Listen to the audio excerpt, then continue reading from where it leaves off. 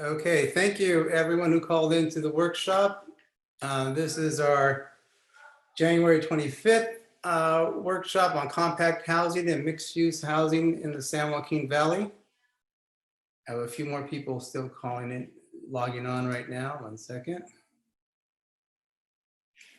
Okay, so I'm Michael Segala. I'm a consultant here in the Clovis, Fresno area, and I work with all the regional planning agencies of the Valley and helping Fresno COG administer the REAP program for the 8-county region. Robert Phipps, can you say hello to everybody? Good afternoon. Thank you for joining. Also with us today, our esteemed panelists are Christine Williams from the Enterprise Community Partners. Can you say hello? Hey everyone, good to be here. Jessica Burzak from UP Holdings. Hi, everyone. And Jeff Roberts from the Council of Infill Builders and the CME Group. Good afternoon, everyone. Okay, thank you. A few housekeeping items. Let's see. First, if you have, we're gonna let each panelist present a few concepts, ideas, thoughts on this topic to you, and then we will ask a few questions of the panelists, Robert and I afterwards, and then we'll open it up to questions from everybody as well. So the main idea is to figure out how we can make more compact housing work in the San Joaquin Valley. You can raise your hand, you can use the question and answer function, or you can use the chat box and we'll call upon you. This workshop is eligible for APA-CM credit. I will send you that course number in the coming days after this workshop. It is being recorded as well. This will be posted on the San Joaquin Valley REAP website for future reference if you need to look at it again. And I'll send, if the panelists allow me, their PowerPoints out to all the people looking at this workshop as well. So that's it in terms of housekeeping. So let's go ahead and roll into our first panelist, Christine Williams with Enterprise Community Partners. Go ahead, Christine. Great, thanks, Michael. I'm gonna go ahead and share a little presentation here. So again, hello everybody. Thanks to Michael and Robert for the invitation to chat with you all today. I'll primarily be going over one of the funding programs the state offers that can help support more compact infill mixed-use development, as well as giving a high-level overview of my own understanding, challenges, and opportunities I've seen when participating in trying to advance this type of housing. So just to start really quickly with some background on Enterprise, we're a national nonprofit organization that primarily through 3 kind of different buckets work to advance affordable housing across the country. So I sit in this middle solutions bucket, really place-based, on the ground, working with communities, a lot of nonprofit developers to try to help them meet their affordable housing needs, both through programmatic technical assistance as well as policy development. I'm based in Stockton, and so I work throughout the whole San Joaquin Valley. So the funding program I wanted to introduce, if you're not familiar with it, or give you a refresher on if you are, is the Affordable Housing and Sustainable Communities Program. It is funded through cap and trade revenue, and as such, ultimately is meant to reduce greenhouse gas emissions. And it does that through funding affordable housing with sustainable transportation projects. So connecting the housing through public transportation improvements, bike and pedestrian improvements to different neighborhood connections. An individual award can go up to $30 million. So there's a lot of opportunity in this program. I think since it started in 2014, the 8-county region, the Central Valley, has received over $340 million through this specific program. So it comes on an annual basis. Happy to talk with you if you're interested in learning more, but again, is really intended to kind of catalyze this sort of compact mixed use, specifically affordable housing development, and to expand those improvements beyond just the parcel, right? So again, to bring in public transit improvements, purchases new buses, puts down bike lanes, new improved sidewalks, kind of does all the things. So I just want to make sure we are all aware that it's out there. Before I kind of get into some programmatic specifics, we are looking at a next round of this program launching in October. So if you do have a housing project that you're thinking about, think it might fit in kind of this infill compact sort of bucket, then you've got a little bit of time to kind of plan things out. So applications would be available in October. They would be due in February of next year, and you could expect to receive your award announcement in summer of 2023. We're anticipating that there's going to be an increase in funding. So we had about, I think, $700 million in the most recent round. So if that did increase, it's a pretty big pot. Definitely would encourage folks to kind of, pursue and understand what they would need to submit a successful application. So what does a successful AHSC project look like? This is a picture of a round 2 funded project in Stockton that I worked on. You need to have pretty dense housing, at least relative to what we typically see in the San Joaquin Valley, right? So in more rural areas, so places like Farmersville, Parlier, kind of the smaller communities, you're probably looking around 20 to 30 acres. 20 to 30 units per acre to be able to sort of successfully compete under this program. In the more urban areas, so Stockton, Modesto, Merced, Fresno, we're seeing more around 70 units per acre on average, can go higher. But generally you need to have a competitive density to secure a funding award. You also need to be either located near active transportation and public transit amenities, or you are using the program to bring those amenities to your site. So you can't necessarily see it in this picture. I don't think they striped it yet, but the city's putting bike lanes right in front of this housing development, and that's all new sidewalk that is kind of around the site there. The program will not fund parking. So you can have parking on site, but you can't use AHSC dollars to fund that. And really, they're trying to limit kind of the amount of on-site parking that's available. So we typically would advise around a 1-to-1 ratio if you think that will be feasible.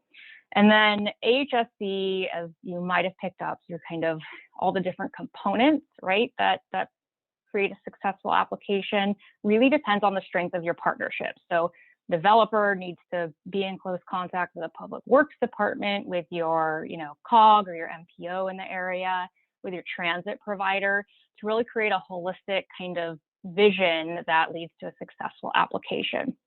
The program also is increasingly incentivizing solar and green building components. In this most recent round, there were points available for zero net energy projects. So we've been working with developers to kind of figure that out so they can stay competitive. And then mixed use elements are also really critical in putting a successful application together. So again, on this site, it was intended to serve veterans and folks who are formerly homeless. I believe the county has some behavioral health services that are going on the bottom floor, right? So when we say mixed use, it's not always just kind of retail and housing, but what kind of services can you locate on the site that can be public facing or resident serving to sort of enhance and again expand the impact of your project. Wanted to kind of talk again broadly about the challenges and opportunities I've seen in my approximately 10 years of doing this kind of work. This is another ASIC funded site that broke ground in Modesto within the last 6 months, I want to say. So you can see kind of there's a road on the right-hand side of the screen where again they're doing blocks of pedestrian and bicycle improvements that will be adjacent to this site. But generally, I think challenges I've had in getting projects off the ground that meet this compact mixed use definition is one, acquisition. So especially if you're starting to look downtown, you can run into kind of speculation and people are raising the prices on the sites when they know that you might be catalyzing some development in the area, right? Let alone kind of how the sites are laid out. So in Stockton, I've worked with a couple of sites that the building envelopes are really like almost in some cases touching, right? So it can be difficult to kind of figure out how to lay your units out, how to just design an efficient, again, dense development that's going to meet the program goals. Infrastructure is obviously a big issue. A lot of these downtown areas are kind of more infill sites, aren't in places that have seen a lot of infrastructure investment over the past decade. So you might have to figure out funding for sewer and water upgrades. Obviously, financing. A lot of these, especially the more rural jurisdictions, don't have a lot of local money to be putting into these deals. So you're facing an even bigger funding gap than some of the bigger players and regions out there. So that's always an issue. And then, of course, capacity. You know, if you work in the Valley, I'm sure you've run into colleagues who, you know, you've got one person. I'm thinking of the city of Escalon. You know, they run the building and the planning and the community development department, right? There's one person doing all that. So it can be really difficult to kind of have the capacity to take on a multifaceted application like ASIC or others. However, there are opportunities to kind of meet these challenges, right? So I talked about the strength of the partnerships. We've seen some really, I think, just, you know, siloed institutions kind of coming together. So for example, the San Joaquin Rail Commission has partnered with a couple Valley-based ASIC projects to help bring rail to certain neighborhoods and partner with building station areas. This Modesto project, part of the sidewalk and bike improvement, are running down to a new downtown train station. So things like that can be very exciting. You can leverage those to your benefit. Finding out if there's technical assistance. The state is putting a lot of dollars behind these TA teams, of which Enterprise is a part, right? So if you meet some criteria, someone like me can work with you free of charge to try to figure out how can you get an application out the door? How can you make it competitive? So that's something to certainly take advantage of. And then I think being creative with your programming. So I put this Green Means Go program in here. This is something that's taking off in the Sacramento region, but could be replicated elsewhere. So SACOG, the regional government up in the Sacramento area, is funding a pilot program that will fund infrastructure explicitly tied and intended to be tied to supporting affordable housing development. And they're potentially looking at funding that with this last bullet point on here, REAP 2.0, which is a funding program that hasn't yet been sort of deployed yet, but does offer a lot of opportunity to maybe be creative in thinking about how we can catalyze this type of transformational development within the region. And with that, that was my last slide. So again, just a high-level overview. Looking forward to getting into some specifics with my fellow panelists here, but appreciate, again, the opportunity to talk with you all today. This is another, sorry, just this picture is a little ASIC-funded roundabout that's in downtown Stockton here. So you can see the bike infrastructure that investment brought. And with that, I will go ahead and stop sharing. All right, thank you so much, Christine. That was very informative, and for folks participating today, that AHSC program is the gold standard of development in your communities. It comes with a lot of money for your cities to do a lot of citywide improvements around bicycle ped and transit improvements. So, and it has that requirement for compact housing that we're looking for. So very good. Thank you for bringing it up, and I'll have more questions about that shortly. I apologize, Christine. I didn't read your bio before you started. Let me just say a few words out of it. You said you already described Enterprise, delivered, and you described what you do. You've helped secure millions of dollars to further affordable housing development goals throughout the San Joaquin Valley through your work with Enterprise. You're a board member for the San Joaquin Valley Housing Collaborative, and you hold a Master's of City and Regional Planning from UC Berkeley, my alumni as well in that department, so go Bears. Okay, our next panelist is Jessica Burzak. Am I saying your last name right? Unmuted. Yes, that's right. Okay, great. Thank you. So Jessica is co-owner and principal of UP Holdings, has 20 years of affordable development experience, and has created hundreds of affordable housing units and developed a pipeline of thousands more. Jessica specializes in creating community partnerships with service providers and nonprofit organizations and is dedicated to creating opportunities for special needs individuals to live in affordable and supportive housing. She facilitates the UP Holdings development process, including site acquisitions, local entitlements, financing strategy, and project design, closings, and program compliance. Ms. Burzak is well-versed in the process of community engagement and knows the importance of building a project and team with a broad network of support. So with that, I will turn it over to you for your presentation. Great. My own bio overwhelms me, so I'll start with a plug that we are hiring. Anyone would like to check out our job postings.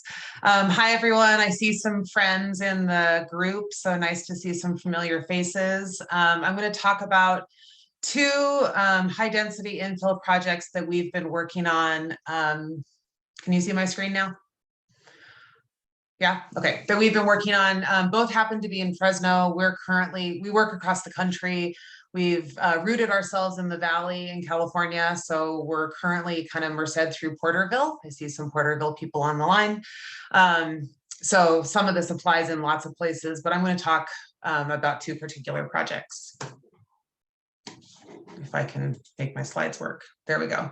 So I'm going to talk to you about a project we're calling the Dakota, which is going to be a senior project at the corner of Dakota and Blackstone, right along Fresno's BRT, which is our most advanced transportation that we have available in Fresno, the rapid transit. And then also Libre Commons, which is just a little further north at Shaw and Blackstone, also immediately off that rapid transit. Blackstone is one of the infill priorities within the general plan, really calling for long vacant and abandoned properties to be revitalized. And so what I think is interesting is how we work on taking a vision and putting it into action. Because you'd think in some ways that those would work hand in hand, but they don't always when you get into the challenges. So the Dakota 3787 North Blackstone, working with a variety of great local partners. We are working with the city. We have both home and CDBG funds to make the site ready. This site is an old abandoned ballroom and restaurant adjacent to a HomeKey property that we purchased and is now being converted into permanent housing. Also working on pursuing HCD resources, targeting veterans, and of course, pursuing tax credits. We did succeed in getting an IIG grant from the state for this project, which is important to know the value of that program when we think about infill housing, but it's a very small amount of the overall stack, which just goes to kind of what Christine was mentioning, that, you know, we just constantly face bigger gaps without more significant local resources in the Valley. This will be predominantly one-bedroom units. What's great about this project is the entire first floor is going to be a community-facing senior center. We've been working in partnership with the city to serve seniors from across the city. So really that mixed use development type, which is really, really challenging, to be clear.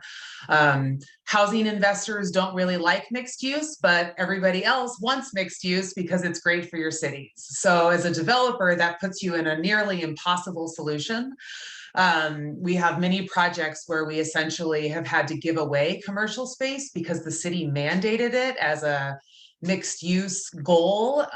We've given up parking in cases where we really needed it because they simply wanted to call it mixed use without viable tenants because of the market for commercial, right?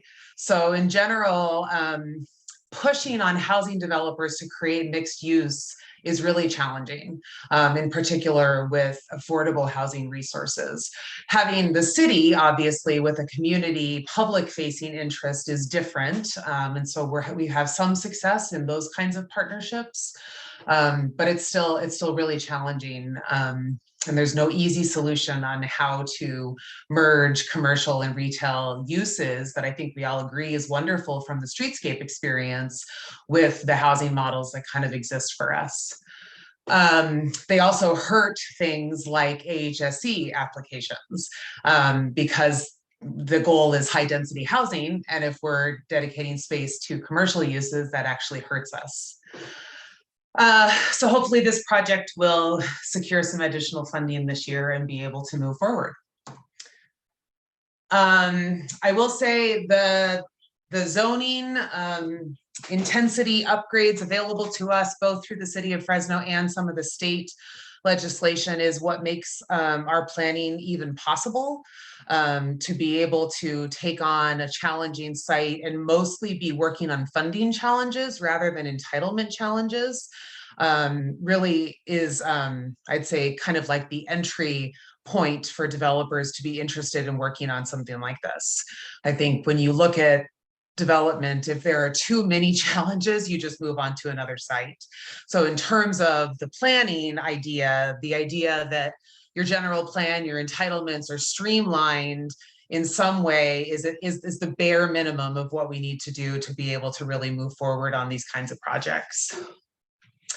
The impact fees, Fresno does have a waiver program for impact fees, which is another kind of, bare minimum incentive in order to be able to make the financing stack work on projects like this. So I do commend the council for that program. Another project, Libre Commons. This is a better project to talk about challenges because we've faced them all.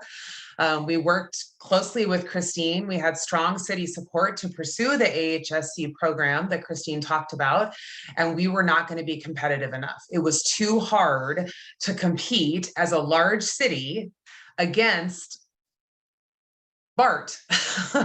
We could not get our GHG scores high enough, and so we didn't even end up applying because there was no way we could compete. We're not rural, there's no set aside that kind of targets the valley, and so it just leaves projects in the valley kind of floating with no place to be funded, and that's a real challenge. We also, I think in terms of planning, I was thinking as Christine was talking how important it is that we shift to an approach where regions and cities are inviting deals that meet these programs rather than developers trying to shoehorn things together. So we have this great site. This site absolutely needs to be developed. It's called for in our general plan. It's kind of the heart of the valley. It's a long rapid transit. It's high opportunity area, and Fresno's really struggled with getting affordable housing into higher opportunity areas. But there was no ability for us to complete sidewalks. There was no interest in the bike paths that were required for the program. And so I really think we have to shift our planning approach to identifying sites that our cities or our counties or land banks go out and identify that meet the goals of these state programs, and then they go out for developers to come in and execute on the vision of the planning entities. Because it's just almost impossible for a developer in a place as big as this to kind of pull all those pieces together, especially when the NOFAs aren't even out, right? So Christine points out that we can get started now. I have no idea what the guidelines are going to say. And so it really puts developers in an impossible situation to guess what the guidelines are going to say, find a site, invest the cash, and be prepared to submit an application that you hope will be competitive. Whereas if we could use these planning resources to better align locations that match up with the funding programs, and almost like the developer is the last one in to execute on what has been planned by the public entities, I think we could probably see shovels in the ground a whole lot faster and a lot better alignment of plans to execution. That being said, jumped kind of to the opportunities and the challenges. Like I said, without the general plan in place and the benefits of the entitlements, we'd be, more, I would have to take the word opportunities off, right? We would have nothing but for challenges. But fortunately, the general plan really gives us an advantage to be able to get to the high densities that work. This is high density for Fresno, which, as Christine said, is exactly what the state wants. So we need to see that more closely aligned, that's what local funding resources are incentivizing rather than sprawl development, so that we have the local resources to pursue the state resources. Another challenge, we also applied for the state's MHP program on this project, where Fresno is lumped in with all of Northern California. So again, almost impossible for us to compete when that's the set aside allotted to the Valley. So I've been advocating for a long time that the Valley be treated as its own special place and get allocations of our own resources, because obviously the demand here is just as intense as everywhere else, and it's not apples to apples for us to compete against all of Northern California. So we'll keep trying. The opportunity is that the dollars are there, there's resources available, but I couldn't agree more that we need to do a better job to plan so that we're not wasting time, right? Once we move into the development phase and that we've planned for a smoother execution. And that's it. Thank you. Thank you, Jessica. Very interesting. What was the density per acre for Libre Commons? I knew you were going to ask that. And so I'm going to have to look it up by the time we get to Q&A and make sure I answer Okay. correctly. All right, we have our first question logged. All right, moving right along, another local expert. Thank you, Jeff, for joining us. Jeff is wearing two hats today, one with the Council of Infill Builders and one with the CME Group. Jeff was raised in Los Angeles and relocated to Fresno to complete his education at Fresno State, geography, urban planning, worked at Fresno County Planning for 2 years and transitioned to the private sector, started his own consulting business at the age of 28, focusing on condo conversions, rezones, general plan amendments, went to work for a CME Group in late 1990s as entitlement director, where he is today, worked on all types of environmental and land use entitlement applications in 5 Valley counties in a variety of cities, large and small. Projects range from infrastructure, transportation, transit-oriented development, sphere of influence changes, annexations, and all types of related environmental issues with each and every project. Mr. Roberts, you have the floor. Thank you very much, Michael.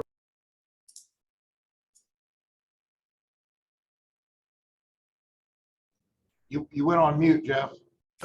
How's that? There we go. I accidentally hit mute on you instead of me. That's So it's you, not me. Okay.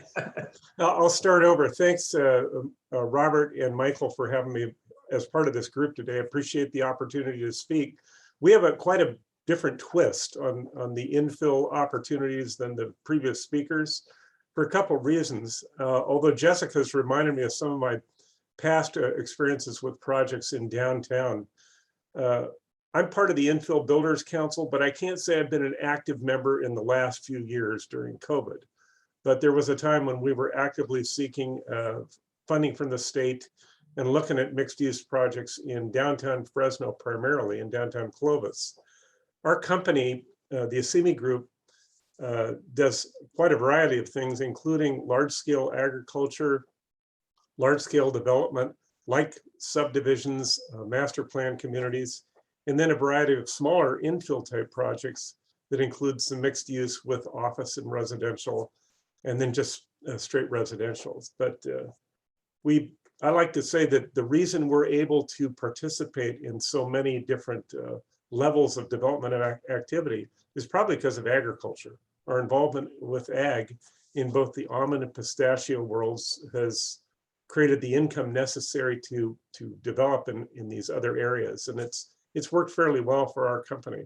So you'll see us not only in the cities of Fresno and Clovis, but several other counties in smaller cities. We're starting to look at smaller cities for opportunities for infill and obviously regular subdivision type activity. One of the things I've noticed over my years in doing this type of entitlement business is that the perception of what infill is and higher density can vary a whole lot from Blackstone Avenue in Fresno to the city of San Joaquin. Blackstone Avenue may say 30 units to the acre is very acceptable, very agreeable with the general plan. But you go to the city of San Joaquin and anything under 4 to the acre is kind of high density. So it depends on where you are and what type of projects you're looking at. What I found today, as the pendulum swings on housing, is that it seems like every community wants more housing, which is a plus. What's hard for us here in the Valley, and I think everybody will agree with this, is that market rate housing is the rent structure here is much lower than some of the areas of the state that can compete with higher densities. And it's very difficult for market rate developers to compete with the excellent projects that are put together in this town with public financing. I mean, I got to tell you, there's some great examples, and Jessica and Christine know about these. They're beautiful examples of infill development, but we in the private sector can't compete rent for rent with those projects. So we look for other opportunities. I'm reminded of the Vagabond Loft project that we did in downtown Fresno. It was the first, I'll say, modern infill project with mixed use. We were told by the bank when we went to get it financed, they said, first off, go get it approved and entitled, go get it built, go get it fully rented, and then come back to us and we might consider giving you financing. Most people can't do that. I mean, it's only because of our involvement with ag and other development that we could do it. And that started a series of 8 projects we did in downtown, totaling about 450 units, some of which had subsidies, some of which were redevelopment, some of which were not. Couple things we've tried to do in other infill projects. We've helped the rescue mission here with a housing project, an infill or a conversion project, actually an old hotel that was converted to housing. We've worked with other builders in doing infill projects, fairly large and fairly small.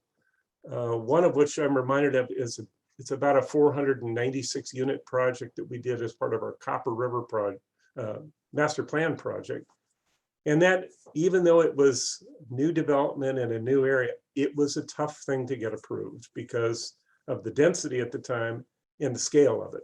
Well, that project now is well underway and pretty impressive to go see, but it's certainly difficult to get done. One of the challenges we have in developing in small communities or any kind of community without a large public works department is infrastructure. Is there adequate sewer? Is there adequate water? Can you meet the standards of the effluent disposal, which is a very common issue? And those are the kinds of things that we have to deal with in addition to looking for financing. So I'd like to say we're actively seeking new projects all the time, up and down the valley from Kern County up to Madera is kind of our northern limit. We're looking for opportunities, both large and small, but we seem to like the projects that are a little tougher than some folks will take on. It's kind of interesting. One of my bosses just says, here's a piece of property, we just bought it, figure out what to do with it. So the challenges of entitlement we're used to, and we're actively taking them on right now with a project here in Fresno where we've had to abandon some streets, relocate some major infrastructure, convince the neighborhood we've got a great idea, and then build. And we're on the home stretch. We've actually gotten a lot of that done, and we're actively working toward that. So we look forward to the opportunities that are ahead of us. We think we've done some good jobs here in the past, and look forward to the future. So thanks again for the opportunity to speak.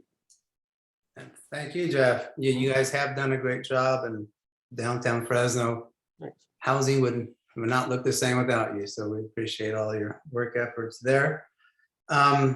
Okay, so my first question is to Jeff, since he mentioned market rates and rental rates and everything else. Mm-hmm. Seems to me that was always not the excuse, but that was always a response when I talked to you, for example, in the past. Well, the rents just aren't there. Well, the rents are there now, I believe, and that's why you see all the market rate apartments going up.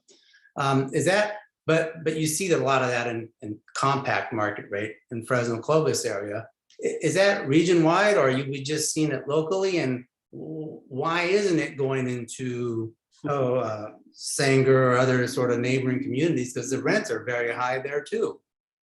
So rents have all gone up, as we know, over the last few years.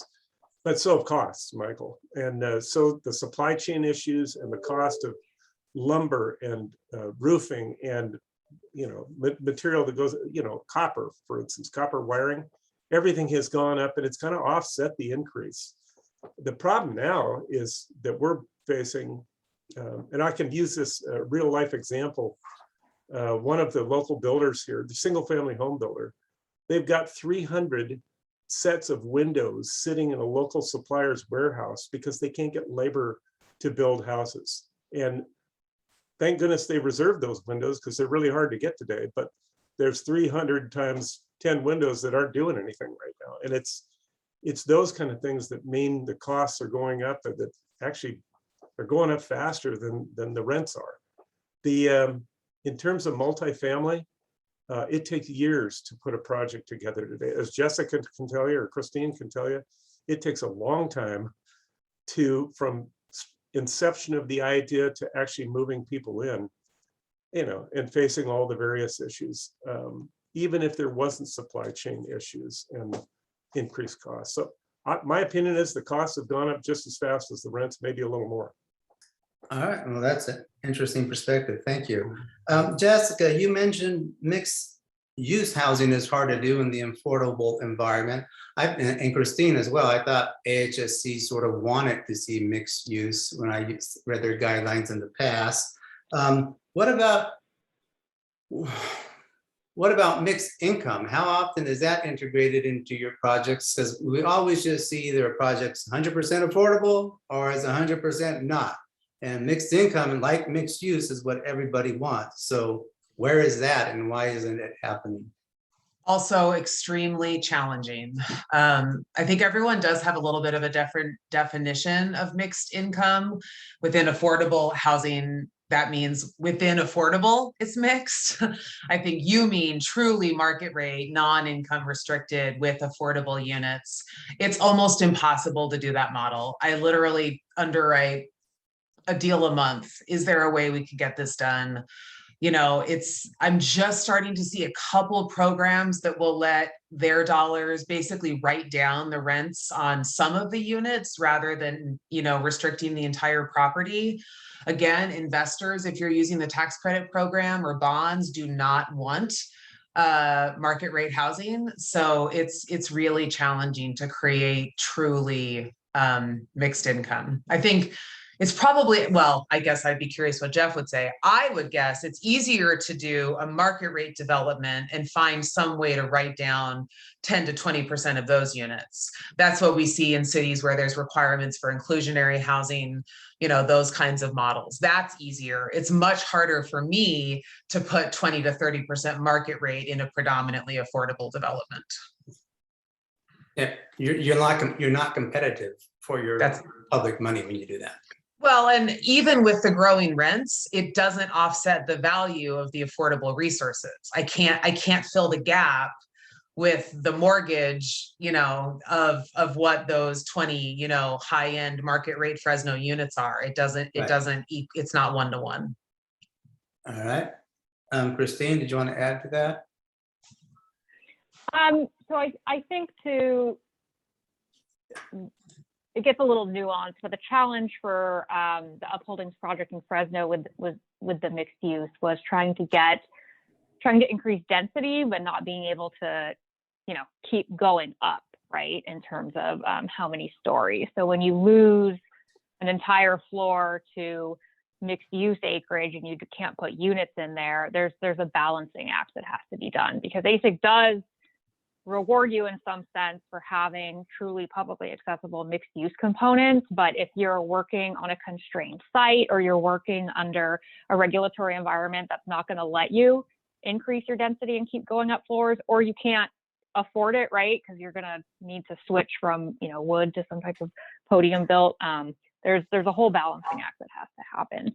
And we see that a lot in the Valley. I mean, you can't just plop down a 10-story building, right, in a neighborhood that doesn't support that kind of density yet. So well, and I think it's worth saying we could have, by code, we absolutely could have, but the NIMBYism was fierce, which speaks again to that idea that the pipeline really calls for developments that meet the criteria rather than being so developer driven, right? If we were responding to a public call for development that met the goals of the general plan and could be funded, that's a very different political environment than what we faced as being the sole champion. So what you're saying is the community sort of dictates what they want, and invite the developer into the party versus the developer telling the community, this is what you need.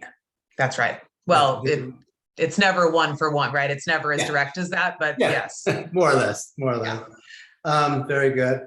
On the AHSC program, Christine, I was shocked when Jessica said that they're very high density Blackstone project. Were you competing in the TOD category, not the ICP category then?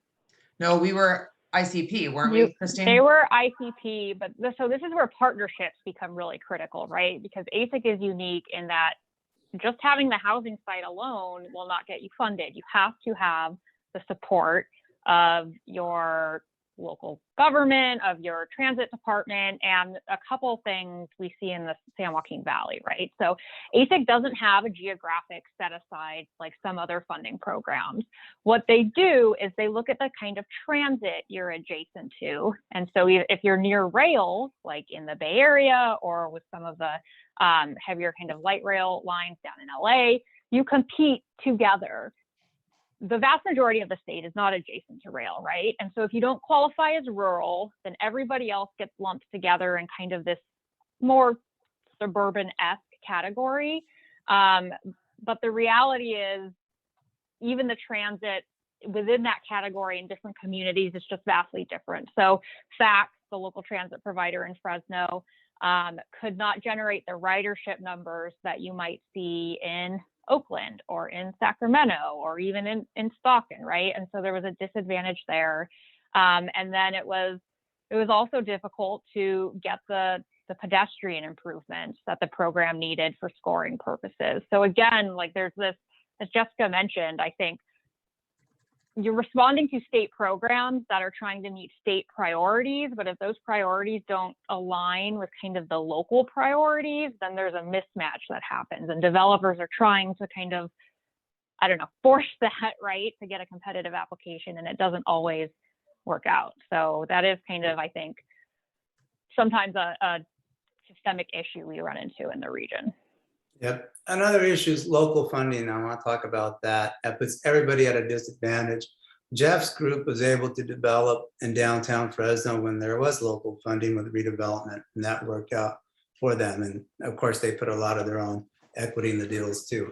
But speak to us on how important that is, and are there any fixes? Are the guidelines going to address that? Are they going to reduce that big requirement? Because that holds up, I would imagine, and Jessica, you would probably second this, a lot of projects. Yeah, well, from an AHSC perspective, so you get points for the amount of external leverage you have, right? And as I'm sure many folks on the call are familiar with, one, besides your kind of typical entitlement funds, your home and CDBG, there aren't many other, programs locally that public agencies can support, right? We don't have really the tax base in a lot of communities to sort of do a bond measure or implement some type of local funding mechanism. Sometimes there's not the political interest to do so either. So, so again, as Jessica mentioned, you're at a disadvantage. Also, your rents are lower than what the Bay Area or LA can charge. So that gap just continues to sit. And I think, yeah, projects in the region really struggle with that. They try to get creative because you can, to some extent, leverage non-housing funds, right? So if you're pairing with you want to buy one bus and the transit agency has money for 2 more buses, you can take that leverage that they have and apply that in some instances. So there's some creativity that goes into it. But yeah, generally, I mean, both Jeff and Jessica, I'm sure, are acutely familiar with the lack of kind of that, what we call gap financing, to be able to get projects out the door in a timely manner, which is part of why they take 5 or 6 years, to put a shovel in the ground. It's really difficult. Jessica or Jeff, did you want to add to that? Yeah, I just think, we often get like, when are you gonna pull permits? We gotta go, you gotta go. And I'm like, yeah, where's your pipeline? Like where's the hand-in-hand approach here?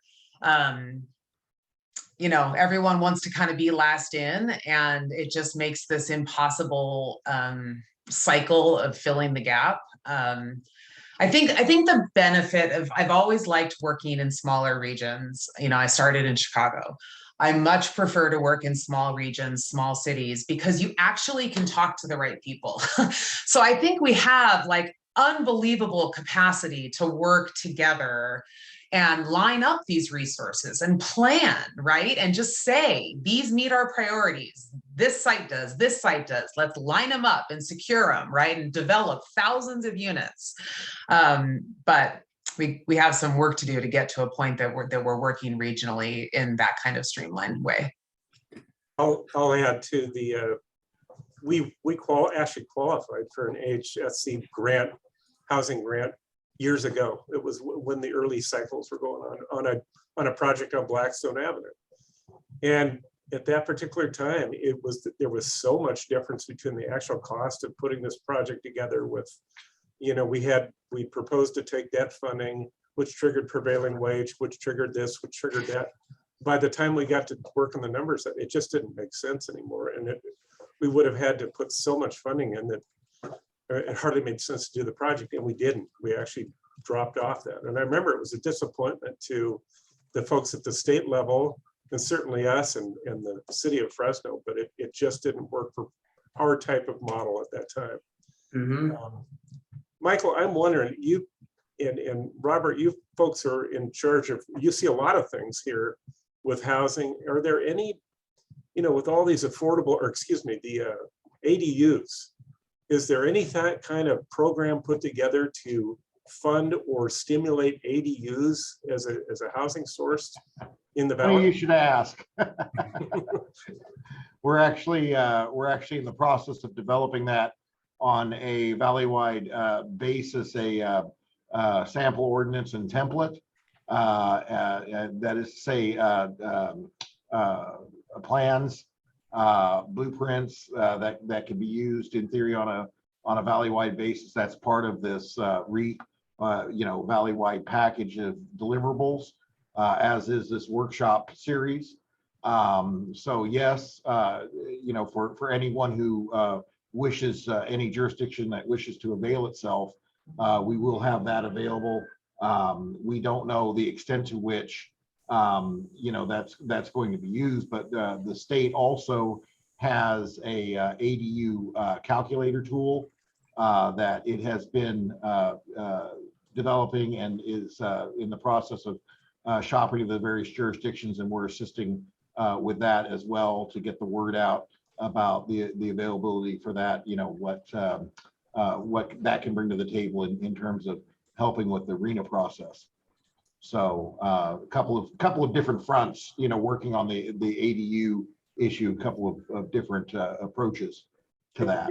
It would seem to me there is a lot of small developers, I'll say couples in the community of Fresno and Clovis that would be anxious to try something like that, which sure, it's not going to solve the housing issue in a big way, but there's a lot of folks that would be willing to take the risk to try something, and Oh, absolutely. program like that would help. Absolutely. Yeah. Yeah. I'm sorry. I was going to say, I have a couple of questions that I'd like to ask too, but at the same time, we do have at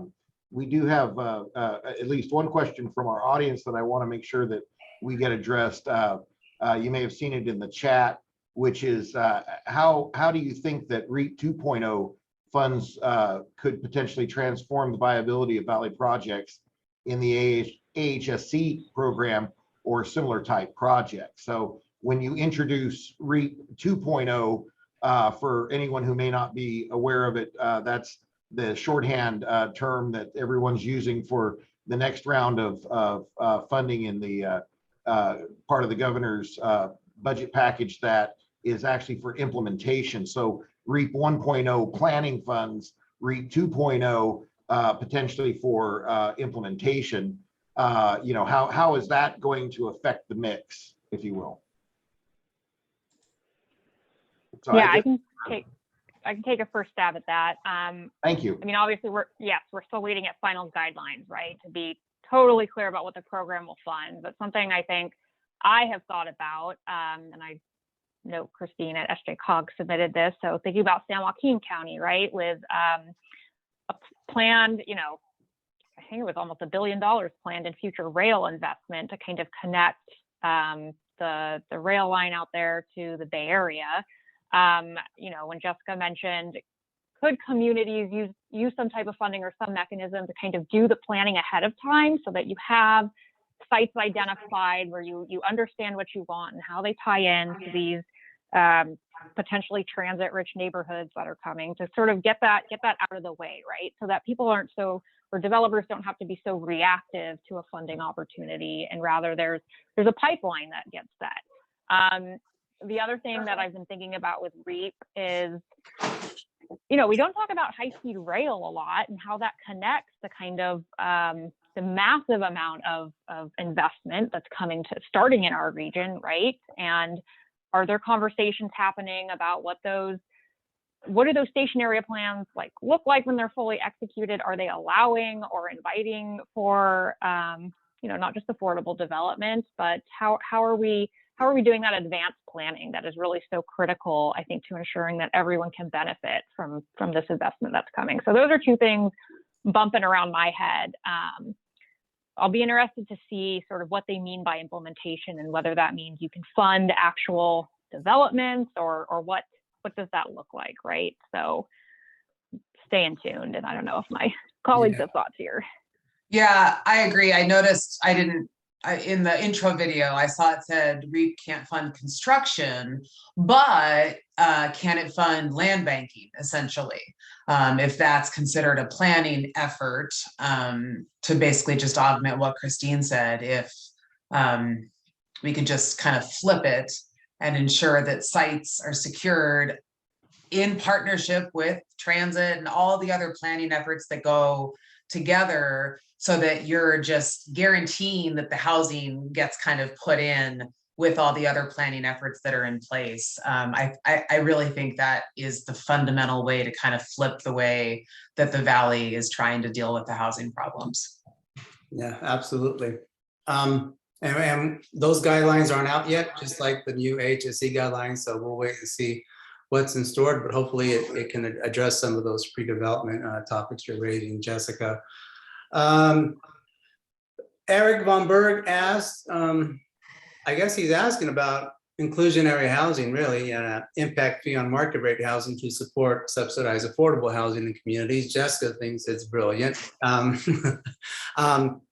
Personally, probably not a bad idea in more cities, probably what might hurt some smaller, poor cities, I don't know. But Mr. Market Rate, Jeff Roberts, what do you think about that? Immediately, I don't think it's a very good idea. Because it basically means you got to increase the cost of 80% of your homes to pay for 20% or 15 or something like that. We've worked in communities with those types of programs, and with the developer hat on, you'd rather not have that. Heck, you'd rather not have any fees, you know, school fees or impact fees, but certainly affordable housing fees are going to make it harder to sell that product that you're selling. So I mean, it's a simple no thanks for us. Yeah, would you do it if the state?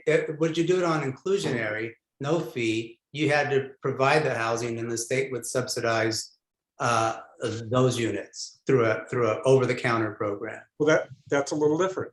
Okay. I mean, if there was an offset to the cost, obviously that's something we'd look at. And then it's a level playing field. We'd be very interested in playing in that field.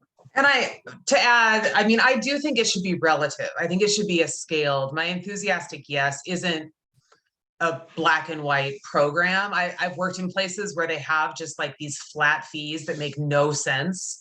I don't think that makes sense. I do think it makes sense to analyze the cost, you know, what's being provided, both from the affordable deal that's getting the benefit and from the market rate deal. Like, how high are you going? You know, what are the rents you're charging? What are the costs per unit compared?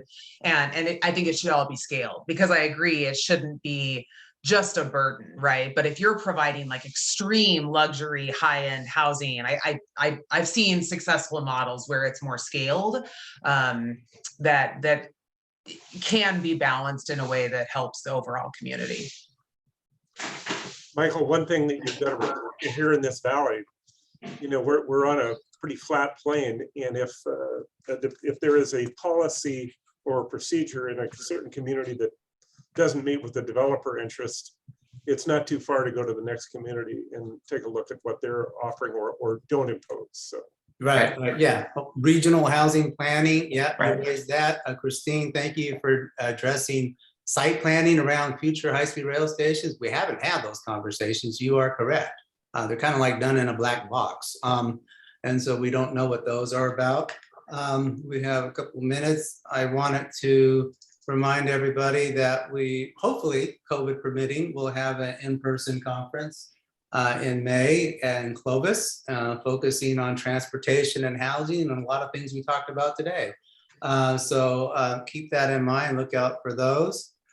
And one more thing to share is we talked about great projects, and we have our Blueprint Awards back this year for 2022, recognizing exceptional projects, residential, commercial, mixed use, downtown, historic, transportation enhancements, planning projects, and leadership awards, and outstanding local official awards. So those are new to the mix, and we will award these two projects and planning projects at our conference in May.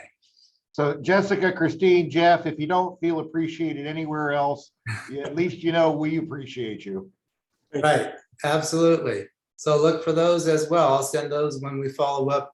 I'll follow up with this workshop with PowerPoints and AACP credit information and links to this webinar recording. So with that, if there's not any other questions, it's been a great workshop. So thank you everybody for your input. And we'll see you next month when we talk about new housing laws in California and how they affect land use in the San Joaquin Valley. And so thank you so much. Thank you. Bye, everyone. Bye-bye. Thanks, everyone.